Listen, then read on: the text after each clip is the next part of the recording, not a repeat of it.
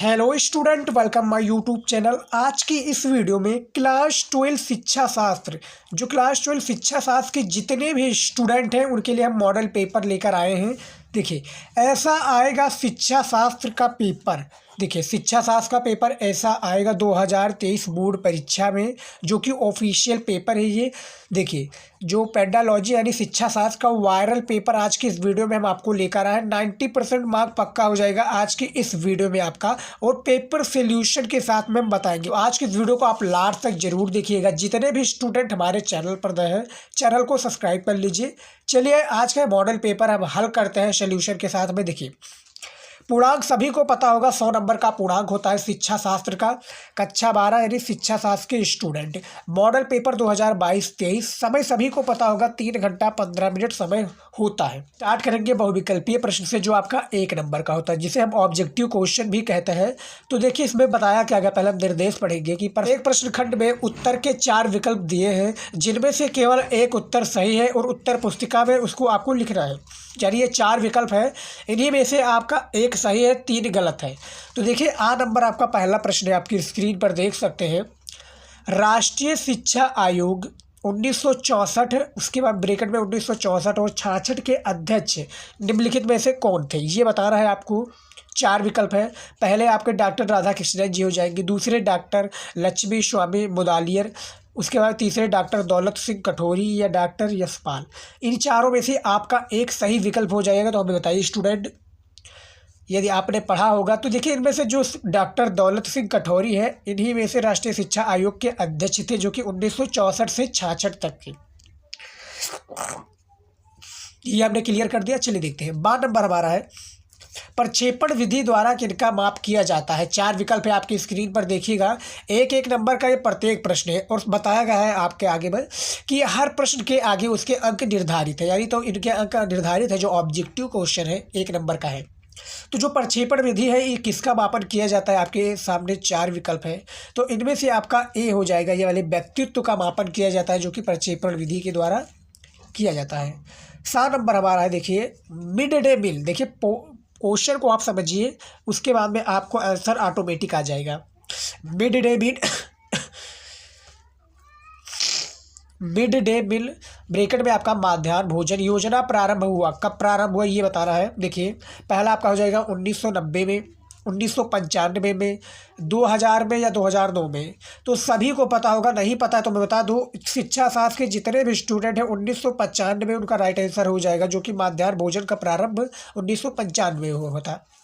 उसके बाद में हमारा 10 नंबर है, देखिए बौद्धकालीन शिक्षा का प्रारंभ किस संस्कार से होता है। ये देखिए, जो आपका दूसरा चैप्टर है बौद्धकालीन भारतीय शिक्षा शास्त्र का, उसी में से ये लिया गया प्रश्न है कि बौद्धकालीन शिक्षा का जो प्रारंभ है, ये किस संस्कार से होता है। उपनयन संस्कार से, प्रव्रज्ञा संस्कार से, या उपसंपदा, या विस्पिल्ला।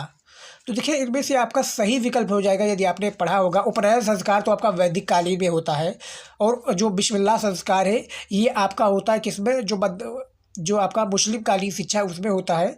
अब इसमें से आपका बचता है उपसंपदा, तो इससे तो होता नहीं। तो प्रव्रज्ञा संस्कार जो आपका राइट आंसर हो जाएगा दूसरा, जो कि बौद्धकालीन शिक्षा जो प्रारंभ होने से पहले जब विद्यार्थी जो छात्र को ये संस्कार कराया जाता था।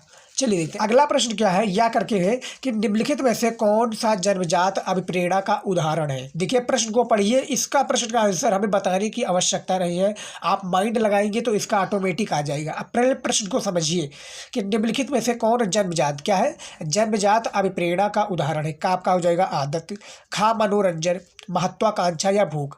अब देखिए, आप दिमाग लगाएंगे तो जन्म से, यानी जन्म से जो प्रारंभ से जो बच्चा होता है वो किस चीज़ का, आदत का। आदत तो तुरंत लगता नहीं, मनोरंजन भी तुरंत करने नहीं लगता, न महत्वाकांक्षा। तो इनमें से आपका भूख जो है, ये जन्मजात प्रेरक माना जाएगा, क्योंकि भूख जो जन्म से ही प्रारंभ लगना स्टार्ट हो जाता है। तो इनमें से आपका भूख राइट आंसर हो जाएगा, याद रखिएगा। अब हमारा आ जाता है निश्चित उत्तरीय प्रश्न। उसमें आपका बहुविकल्पीय प्रश्न था, जिसमें आपको 4 विकल्प दिए गए थे, लेकिन यहाँ पर आपको एक लाइन में इसका आंसर दे रहा है, जिसके लिए आपको 1 नंबर दिए जाएंगे। जो बोर्ड परीक्षा में एग्जामिनर जो है आपको 1 नंबर देगा। टोटल आपका 100 मार्क्स का पूर्णांक है, उसी के आधार पर आपका ये पूर्णांक खत्म हो जाएगा। तो देखिए, निश्चित उत्तरीय प्रश्न दूसरा प्रश्न आपके स्क्रीन पर देख सकते हैं। भारत में अंग्रेजी शिक्षा का महाधिकार पत्र किसे कहा जाता है। जो भारत में अंग्रेजी शिक्षा का महाधिकार पत्र है, ये किसे कहा जाता है, ये आपको बेसिकली बताना है। तो देखिए इनमें से आपका राइट आंसर कौन सा हो जाएगा स्टूडेंट, यदि आपको पता है तो हमें बताइएगा, क्योंकि इसमें एक लाइन में आपको आंसर देना होगा। तो इसमें जो महाधिकार पत्र किसे कहा जाता है, तो इसके आपके राइट आंसर हो जाएंगे, ये देखिए उडस डिस्पैच, क्या हो जाएगी उडस डिस्पैच, आपके दूसरे नंबर प्रश्न का राइट आंसर हो जाएगा। उसके बाद में हमारा तीसरा प्रश्न स्क्रीन पर देख सकते हैं। थार्नडाइक द्वारा प्रतिपादित सीखने के नियमों में किसी एक का नामोल्लेख कीजिए, यानी जो थार्नडाइक है इसके सीखने के नियमों में से किसी एक का नामोल्लेख कीजिए। तो देखिए थार्नडाइक के द्वारा जो प्रतिपादित नियम है अधिगम का नियम है। अब देखिए इनमें से 3 नियम है, तत्परता का नियम, अभ्यास का नियम, प्रभाव का नियम। तो ये काफ़ी इम्पॉर्टेंट है, आपको ये तैयार कर लेना है। एक एक नंबर का है, ज़्यादा बड़ा नहीं प्रश्न ये पूछा जाएगा। उसके बाद में चौथा प्रश्न है, केंद्रीय शिक्षा सलाहकार परिषद ब्रैकेट में आपका CAB का पुनर्गठन कब हुआ। तो इसका जो पुनर्गठन हुआ ये देखिए 1920 में से, देखिए 1920 में की थी पुनर्गठन और 1935 में से गठित किया गया। आप देख सकते हैं। तो हमारा चौथा प्रश्न भी क्लियर हो गया। क्योंकि हम जल्दी जल्दी इन सभी प्रश्नों का करा रहे हैं, आपकी भी रिस्पॉन्सिबिलिटी बनती है कि आप इन सभी प्रश्नों को हल कीजिए। यदि आप हल कर देते तो मेरी गारंटी है स्टूडेंट कि 30 से 40 नंबर, यानी 30 से 40 नंबर आपको पाने से कोई भी नहीं रोक सकता। तो अभी इन मॉडल पेपर को आप हल कर लीजिए। उसके बाद में आपके स्क्रीन पर 5वां प्रश्न है, रुचि के 2 प्रकार बताइए। 1 नंबर का प्रश्न है, ज़्यादा बड़ा नहीं बता रहा है आपको। तो जो रुचि के 2 प्रकार है मैं बता दूं, ये देखिए कुछ इस प्रकार से आपके रुचि के प्रकार माने जाएंगे। पहला आपका हो जाएगा जन्मजात रुचि, क्या है जन्मजात, ये जन्म से ही प्रारंभ हो जाती है रुचि। दूसरा आपका अर्जित, यानी जो अर्जित करता है बालक उसको कहते हैं। तो ये रुचि 2 प्रकार की होती है। तो 2 हमने देख लिया। यदि आपका यही प्रश्न लघु उत्तरीय या दीर्घ उत्तरीय में पूछा जाता तो इस पर आपको थोड़ा थोड़ा ऐड करके आगे भी लिखना होता। तो ये होगा। उसके बाद में हमारा 6 नंबर प्रश्न है जो कि निश्चित उत्तरीय है, हमारे देश में पर्यावरण सुरक्षा अधिनियम कब पारित हुआ। बस आपको एक ही लाइन में इसका देना है आंसर। तो जो हमारे देश में पर्यावरण सुरक्षा अधिनियम पारित हुआ बेसिकली ये आपका हो जाएगा, देखिए अधिनियम 1986, क्या है 86 में किया गया। कौन पर्यावरण अधिनियम पारित हुआ 1986 में। तो आप देख सकते हैं इसका भी हमने आंसर दे दिया है। अब हमारा आ जाता है स्टूडेंट, याद रखिएगा, अति लघु उत्तरीय प्रश्न, क्या है अति लघु उत्तरीय प्रश्न आ जाता है, जो कि आपका काफ़ी इंपॉर्टेंट होता है। ये भी आपका इंपॉर्टेंट है और इम्पॉर्टेंट इसलिए है क्योंकि ये 4 नंबर का है। कितने नंबर का 4 नंबर का, तो इसलिए इम्पॉर्टेंट है ये। अब देखिए 7वां प्रश्न है अति लघु उत्तरीय का, वैदिक कालीन शिक्षा की 4 विशेषताएं बताइए। जो पहला आपका चैप्टर है वैदिक कालीन शिक्षा, उसके आपको 4 विशेषताएं बतानी है। अब देखिए इसके 4 विशेषताएं हमने लिखा हुआ है, क्योंकि हमने बताया था आपको प्रश्न सहित उत्तर विथ सोल्यूशन के साथ मैं मॉडल पेपर प्रोवाइड कराऊंगा। तो वीडियो को आप लास्ट तक जरूर देखिएगा, क्योंकि सभी प्रश्न का उत्तर हम देने वाले हैं।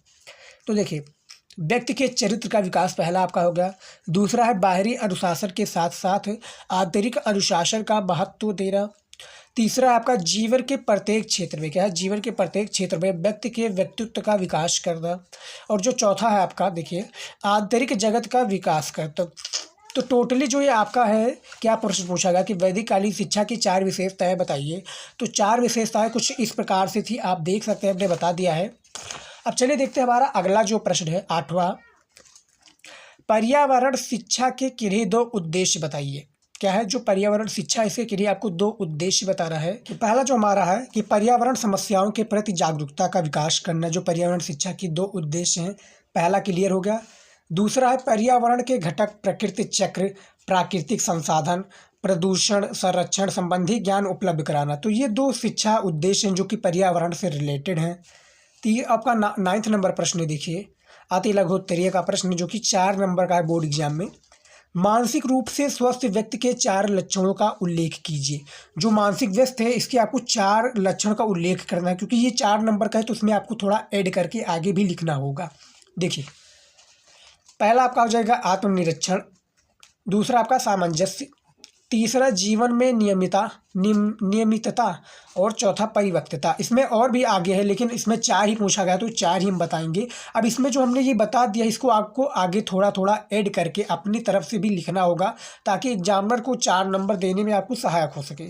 तो 4 नंबर के लिए काफ़ी ज़्यादा इंपॉर्टेंट है, तो उसको आप तैयार कर लीजिए। उसके बाद में जो हमारा अगला प्रश्न आ जाता है 10 नंबर प्रश्न, पुरस्कार देते समय ध्यान रखने वाली किन्हीं 4 सावधानियां का उल्लेख कीजिए। यानी जब एक बालक को कोई भी पुरस्कार देता है तो देखिए पुरस्कार देते जो समय जो बालक के अंदर या अपने अंदर 4 सावधानियाँ जो है उसका आपको उल्लेख करना है। तो इसका हमने डेडिकेटेड वीडियो बनाया है, आप जाकर सर्च करेंगे क्लास 12 शिक्षा शास्त्र के 4 शिक्षा शास्त्र के बाद में आपको ये भी प्रश्न सर्च करेंगे, नहीं तो अति लघु उत्तरीय शिक्षा शास्त्र 22 एवं स्टडी नॉलेज आपको मिल जाएगा। 11 नंबर प्रश्न है हमारा अति लघु उत्तरीय का, बुद्धि और उपलब्धि परीक्षण से अंतर बताइए। जो बुद्धि और देखिए बुद्धि और उपलब्धि परीक्षण का आपको अंतर बताना है, दोनों में आपको डिफरेंस बताना है कि डिफरेंस क्या है, इसके बारे में भी बताइए आपको। 12 नंबर प्रश्न है, स्त्री शिक्षा की किन्हीं 4 समस्याएं, जो स्त्री शिक्षा है जो उनमें आती हैं 4 समस्याएं, इसके बारे में बताने, तो इसका भी हमने डेडिकेटेड वीडियो बनाया है, आप जाएंगे सर्च करेंगे यूट्यूब पर मिल जाएगा ये हमारा। तो अति लघु उत्तरीय में टोटली आपका 6 प्रश्न पूछा गया था, हमने बता दिया है, इसका आंसर भी हमने दे दिया है। अब देखिए हमारा आ जाता है लघु उत्तरीय प्रश्न, क्या आ जाता है लघु उत्तरीय प्रश्न, और जो ये आपका कितने 6 नंबर का होता है, 6 नंबर का प्रश्न ये होता है आपका अति लघु उत्तरीय का। अति लघु उत्तरीय तो हमारा 4 नंबर क्लियर होगा, लघु उत्तरीय बचा है जो कि 6 नंबर का है, और ये भी आपका 6 प्रश्न पूछा जाता है, आप देख सकते हैं 1 होगा 2 3 4 5 और 6। अब इसमें प्रश्न में 13 नंबर प्रश्न क्या पूछा गया है, देखिए समाज शिक्षा ब्रैकेट में आपका है प्रौढ़ शिक्षा के उद्देश्यों को प्रकाश डालिए। 14 नंबर प्रश्न है व्यक्तिगत तथा सामूहिक बुद्धि परीक्षण में अंतर स्पष्ट कीजिए। 15 नंबर है सीखने में अभिप्रेरणा का क्या महत्व है, अंतर स्पष्ट कीजिए। 15 नंबर है सीखने में अभिप्रेरणा का क्या महत्व है, संक्षिप्त में वर्णन कीजिए। उसके बाद में है देखिए शिक्षा में छनाई का सिद्धांत का वर्णन कीजिए। 17 नंबर आपका प्रश्न है आपदा से आप क्या समझते हैं, किसी एक प्राकृतिक आपदा का आपको संक्षेप में वर्णन करना है, यानी आपदा से आप क्या समझते हैं इसका पहले परिभाषा दीजिए, और उसके बाद में जो प्राकृतिक आपदा है किसी एक का आपको संक्षेप में, जैसे मैं एग्जाम्पल के तौर पर ले रहा हूँ कि आप बादल फटना, तो इसका आपको संक्षेप में करना, क्योंकि एक प्राकृतिक आपदा है तो इसका आपको संक्षेप में विस्तार करना है कि बादल कैसे फटता है, क्या क्या कारण आते हैं तब बादल फटने के कारण होते हैं। 18 नंबर प्रश्न है मानसिक स्वास्थ्य और मानसिक स्वास्थ्य विज्ञान में अंतर स्पष्ट कीजिए, यानी डिफरेंस बताना है कि जो मानसिक स्वास्थ्य है और मानसिक स्वास्थ्य विज्ञान, इसमें आपको दोनों में डिफरेंस बताना है। 6 नंबर का प्रश्न है तो छकाऊ 36, यानी 36 नंबर इसमें भी आपका कन्फर्म हो गया, और 24 नंबर इसमें, और हमारा जो उसमें अनिश्चित उत्तरीय में 5 प्रश्न और निश्चित उसमें बहुविकल्पीय में 5 प्रश्न, तो आपका कितने 36 और 10 ये हमारा क्लियर हो गया। उसके बाद में जो हम आगे आपका ऐड करेंगे, अब हमारा आ जाता है विस्तृत उत्तरीय प्रश्न, जो कि बोर्ड एग्जाम में 10 नंबर का पूछा जाता है। शिक्षा शास्त्र में अभी भी ये 10 नंबर का पूछा जाता है, और जो भी अदर सब्जेक्ट जैसे सोशियोलॉजी हो गया और भी हमारा इकोनॉमिक्स में हो गया, तो वो सब अब 8-8 नंबर का पूछा जाता है, जो कि विस्तृत उत्तरीय प्रश्न होता है।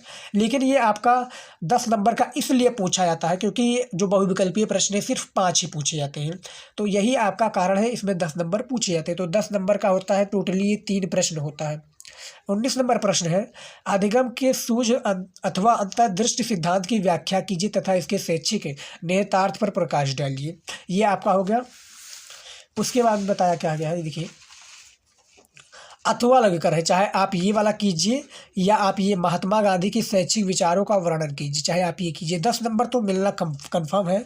उसके बाद में हमारा 20 नंबर प्रश्न है पर्यावरण की अवधारणा स्पष्ट करते हुए पर्यावरण शिक्षा की आवश्यकता एवं महत्व पर आपको प्रकाश डालना है, 10 नंबर का ये भी आपका प्रश्न है। अथवा लगा है, चाहे आप ये कीजिए या फिर शैक्षिक स्तर से आप क्या समझते हैं, शैक्षिक स्तर के जो गिरावट है इस पर भी आपको प्रकाश डाला, संक्षेप में इसका उत्तर देना है। डालते हुए शैक्षिक स्तर के उन्नयन पर उपाय का सुझाव आपको प्रेजेंट करना है। 21 नंबर प्रश्न है मानसिक स्वास्थ्य विज्ञान से आप क्या समझते हैं, शिक्षा में मानसिक स्वास्थ्य के पर महत्व प्रकाश डालिए या अथवा, यानी टोटली आपका 3 प्रश्न इसमें पूछे जाएंगे, वो भी अथवा लगकर, जो भी आपको अच्छा लगे तीनों प्रश्नों को कर लीजिएगा। 30 नंबर यहाँ पर आपका कन्फर्म हो जाता है, तो आप देख सकते हैं। तो देखिए हमने 30 नंबर बता दिया था, तो देखिए 30 के नंबर यहाँ पर भी आपका 3 प्रश्न है, तो देखिए 6 4 10 10 के 0 हासिल लाइन 1, फिर उसके बाद में देखिए 3 3 6 6 7 7 2 9 और 10, टोटली आपका 100 मार्क्स का जो पूर्णांक है वो कंप्लीट हो जाता है। तो हमने पूरा कंप्लीट करा दिया है। यदि आप कहेंगे लघु उत्तरीय और विस्तृत उत्तरीय पर वीडियो बनाने के लिए, तो हम एक डेडिकेटेड से वीडियो बनाएंगे, बस आप कॉमेंट कीजिए। तो आज का जो वीडियो था यहीं तक था, आई होप कि आपको अच्छा लगा है। अच्छा लगा तो वीडियो को लाइक कीजिएगा, शेयर कीजिएगा, जितने भी स्टूडेंट चैनल पर नए सब्सक्राइब कर लीजिए, हम ऐसे इंपॉर्टेंट वीडियो आपके लिए लाते रहते हैं। तो मिलता है नेक्स्ट वीडियो में, जय हिंद।